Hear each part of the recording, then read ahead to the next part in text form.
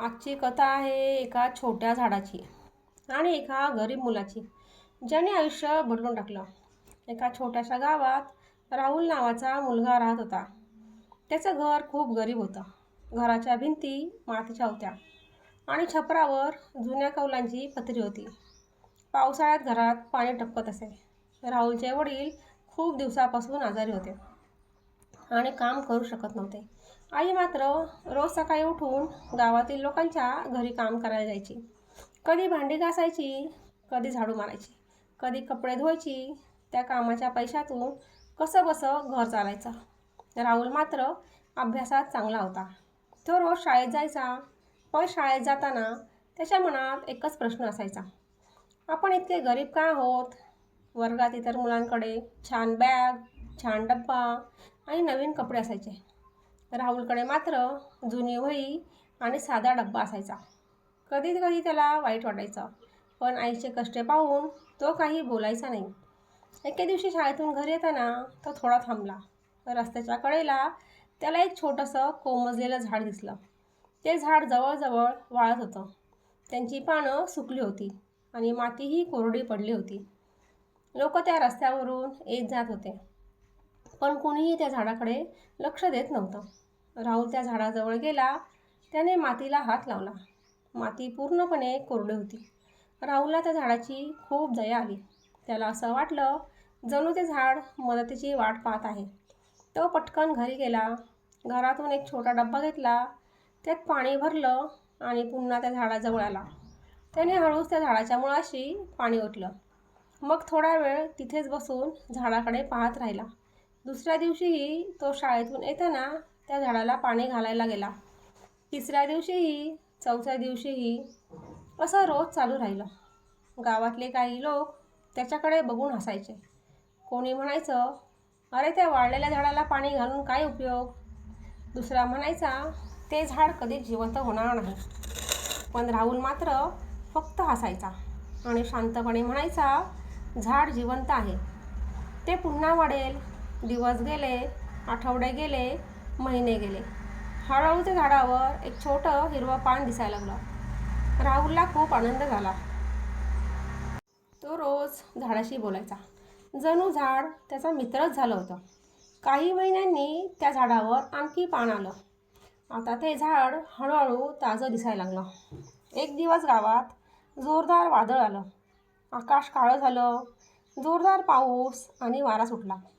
अनेक छोटी झाडं उन्मळून पडली. पण राहुलने जपलेलं ते झाड मात्र मजबूत उभं राहिलं. काळ पुढे जात राहिला. काही वर्षांनी ते झाड खूप मोठं झालं. त्याला भरपूर फळं लागायला लागली. उन्हाळ्यात लोक त्या झाडाखाली सावलीत बसायचे.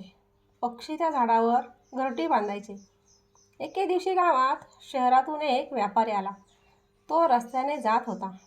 अचानक त्याचं लक्ष त्या झाडाकडे गेलं. तो थांबला आणि म्हणाला, हे झाड खूप चांगल्या जातीचं आहे. याची फळं शहरात खूप महाग विकली जातील. राहुलने त्या झाडाची फळं गोळा करून बाजारात विकायला सुरुवात केली. हळूहळू त्याच्याकडे पैसे जमा होऊ लागले. त्या पैशांनी त्याने आधी वडिलांचा इलाज केला, आईला काम सोडायला सांगितलं आणि स्वतःचं शिक्षणही चालू ठेवलं. पण राहुलच्या मनात एक गोष्ट कायम होती.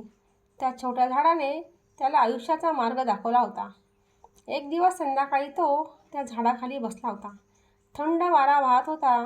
झाडावरची फळं हलक्या वाऱ्यात हलत होती. राहुल विचार करत होता, जर मी त्या दिवशी या झाडाला पाणी घातलं नसतं तर आज माझं आयुष्य कसं असतं? तेवढ्यात गावातील एक छोटा मुलगा तिथे आला. तो म्हणाला, दादा तुम्ही रोज या झाडाजवळ का बसता? राहुल हसला आणि म्हणाला, कारण हे झाड माझं आयुष्य बदलणारा मित्र आहे. त्या दिवशी राहुलने एक मोठा निर्णय घेतला.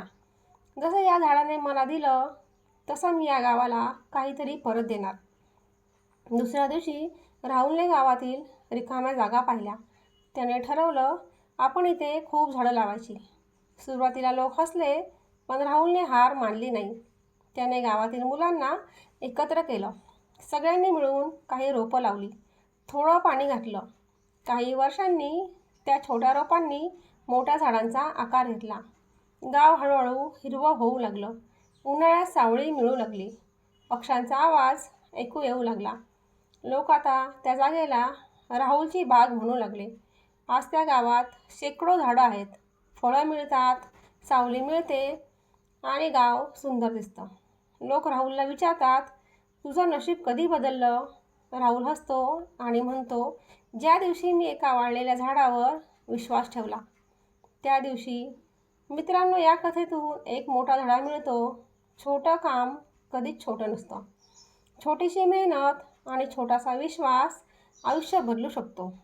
जर तुम्हाला ही कथा आवडली असेल तर व्हिडिओला लाईक करा, तुमच्या मित्रांसोबत शेअर करा आणि स्वाती मोटिवेशनल स्टोरी चॅनलला नक्की सबस्क्राईब करायला विसरू नका.